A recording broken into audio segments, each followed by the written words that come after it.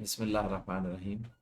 हम जो है वो IGCSE ओ लेवल्स के पास्ट पेपर्स के MCQs जो हैं, पेपर 1 जो है वो हम सॉल्व करने जा रहे हैं अभी। इसके अंदर हम जो टॉपिक मार्क कर रहे हैं वो रेडियो एक्टिविटी है अभी, जिसको हम देखेंगे। जो इम्पोर्टेंट पॉइंट्स होते हैं वो अगर आप चाहें तो नोट डाउन भी साथ साथ करते जाइए।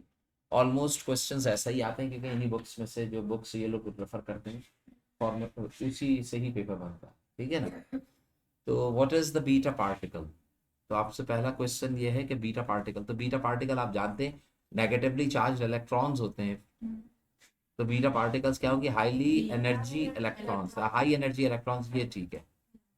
इलेक्ट्रॉन होता तब भी हम यही करते हैं। तो अगर खाली इलेक्ट्रॉन्स लिखा होता तो भी ठीक होता। और हाई एनर्जाइज इस वजह से होते हैं क्योंकि आप देखते हैं न्यूक्लियस से वो बाहर निकल रहे होते हैं। तो जब वो दौड़ रहे हैं तो इसका मतलब क्या है कि उनमें एनर्जी जो है वो ज्यादा है। जबकि आपके पास हीलियम न्यूक्लियस जो होता है वो अल्फा पार्टिकल कहलाता है। ये अगर होता तो ये क्या कहलाता है, अल्फा। और प्रोटॉन कुछ भी नहीं होता, 2 न्यूट्रॉन भी नहीं निकलते। अगर गैमा होता तो ये वर्ड इस्तेमाल करते फोटॉन्स का, ठीक है। क्या वर्ड यूज करते हैं, फोटॉन्स। तो अगर ये फोटॉन्स कह रहे हैं तो ये क्या होगा, गैमा रेडिएशंस का। अगला देखें भाई, देखें ये GM ट्यूब है, ये एक काउंटर होता है, यहाँ पे रेडिएशन आती है। देखिए ये सोर्स है, सोर्स से रेडिएशंस निकल रही हैं और कहाँ पहुंच रही हैं, ये रिसीवर है, ठीक है। सेंसर है, ये सेंसर इसको रिसीव करता है रेडिएशन को और उसको कन्वर्ट कर देता है किस चीज में, करंट में। ये करंट ट्रेवल करते हुए यहाँ पहुंचता है, यहाँ पे इसकी मेजरमेंट आ जाती है। लाइक अगर लिखा है 88.5, तो इसका मतलब क्या है कि ये रेडिएशन का काउंट आपको बता रहा होता है, ये काउंटर होता है।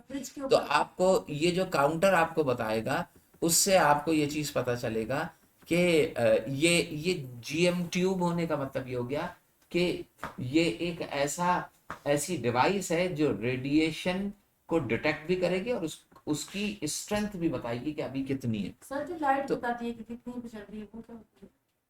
वो भी रेडिएशन ही, क्योंकि लाइट भी इन फॉर्म ऑफ रेडिएशन ही होती है। लेकिन अभी फिलहाल समझ लें कि अगर इसमें से रेडिएशन अल्फा बीटा या गामा रेज आ रही हैं तो इनको, अब ये बताइए, हमने ये एब्जॉर्बर दरमियान में रखा हुआ है।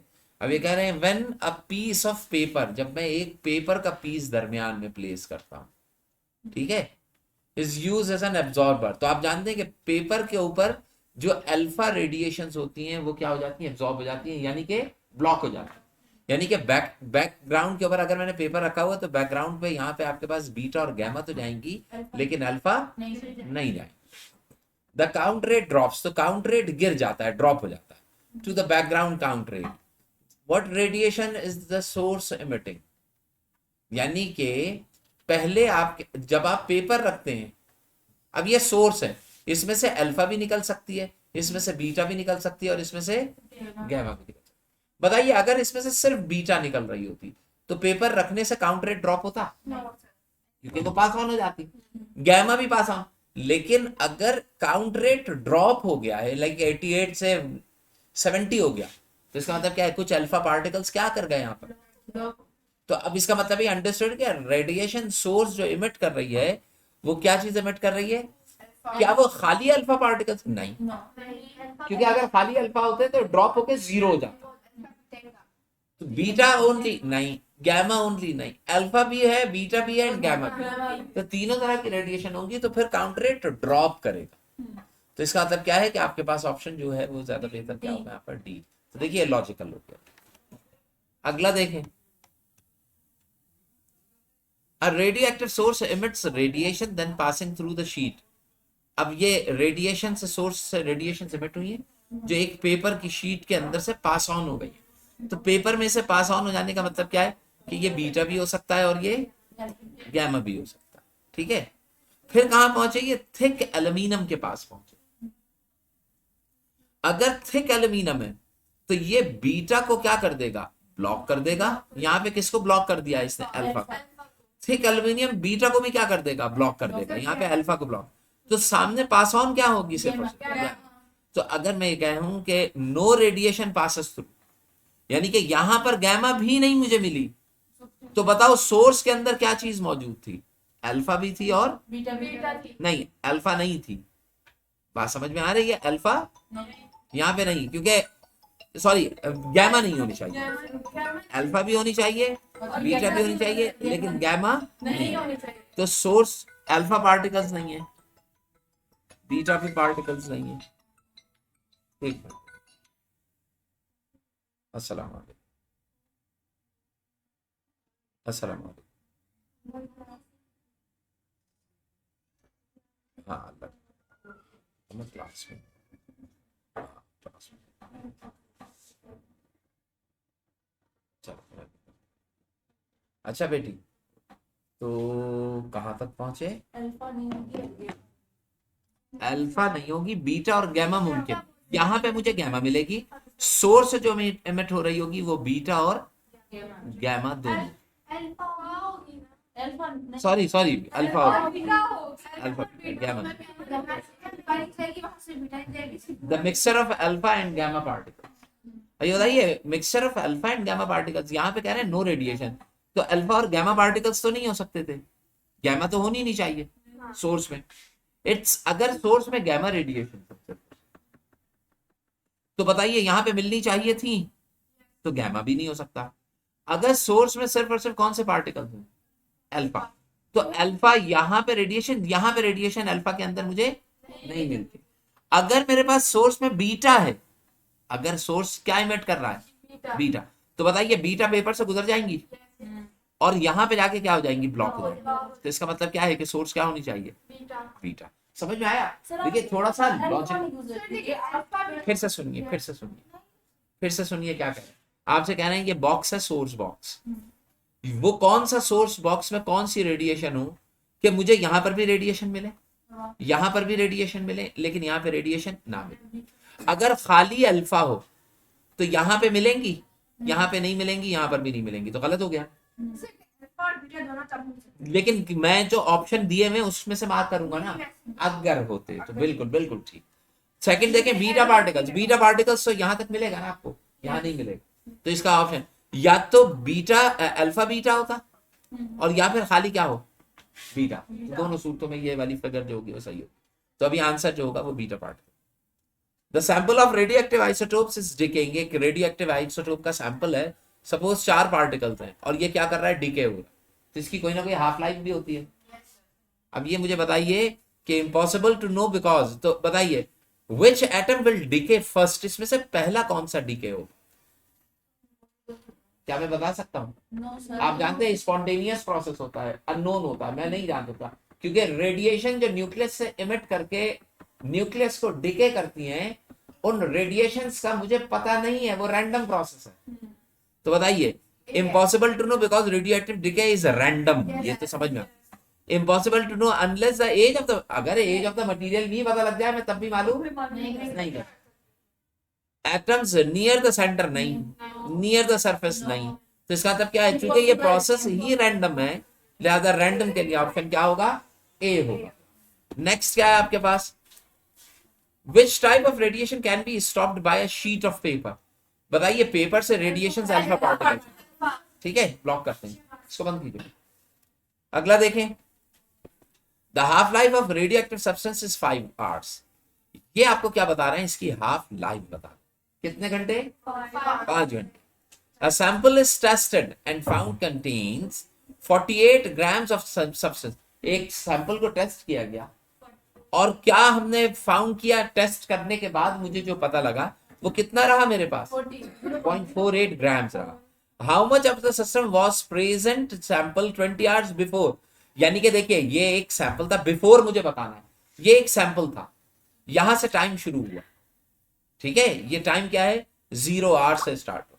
वक्त गुजरते गुजरते गुजरते गुजरते कितने वक्त गुजर गया? 20 hours गुजर चुके। जब 20 घंटे गुजर गए तो मेरे पास रिमेनिंग सैंपल कितना बचा? 0.48 ग्राम्स बचा। अब आप ये बताइए इसका कितना हाफ लाइफ कितनी है? 5 hours। तो बताइए पहली जो आप हाफ लाइफ गुजरेगी तो ये 5 hours गुजर चुके होंगे, दूसरी हाफ लाइफ पे 10 hours, तीसरी पे 50, ऐसा ही होगा। तो इसका मतलब क्या है कि ये तुमसे पूछ रहे हैं कि बताओ इससे पहले, यानी कि जब ये स्टार्ट हुआ था, how much substance was present in the sample of 20 hours before. 20 घंटा पहले का मतलब क्या है? स्टार्ट जब आपने लिया था तब कितना सैंपल था? तो बताइए ये इतना है, इससे पहले यहाँ पे इसका डबल होगा नहीं, यहाँ पे क्या होगा डबल, तो 0.48 का डबल कीजिए कितना होगा 0.9, तो यहाँ पे क्या आ जाएगा 0.96 ग्राम्स। अब 96 ग्राम्स को डबल कीजिए यहाँ पे तो कितना आएगा, तो 96 और 96 कितना होता है 1.8,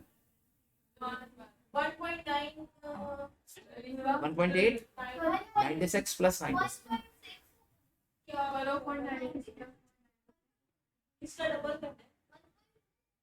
1.92 1.92 इसको डबल 1.92 को डबल कीजिए तो कितना आएगा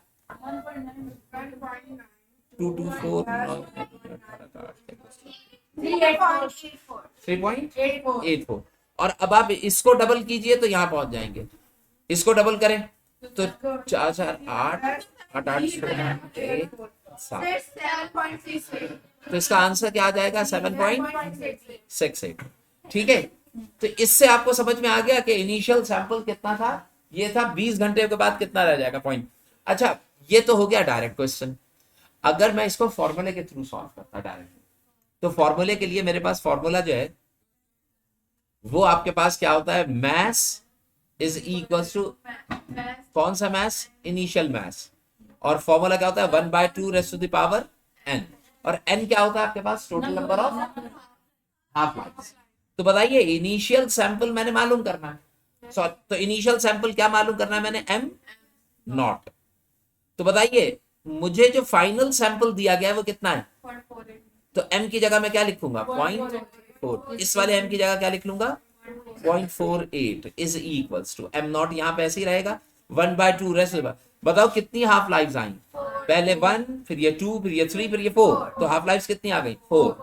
अब ये बताइए अगर मैं इसको m नॉट लिखता हूं और divided by 2 to the 4 2 the 8 2 the 16, तो 0.48, तो 16 को 0.48 से मल्टीप्लाई कीजिए 7.68, तो यहाँ पे जब आप मल्टीप्लाई करेंगे तो m नॉट जो होगा वो 7.68 ग्राम के बाद, तो आपके पास आंसर क्या आ जाएगा डी।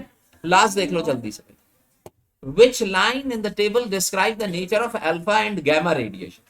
इसमें से कौन सी लाइन अल्फा और gamma रेडिएशन को डिस्क्राइब कर रही है?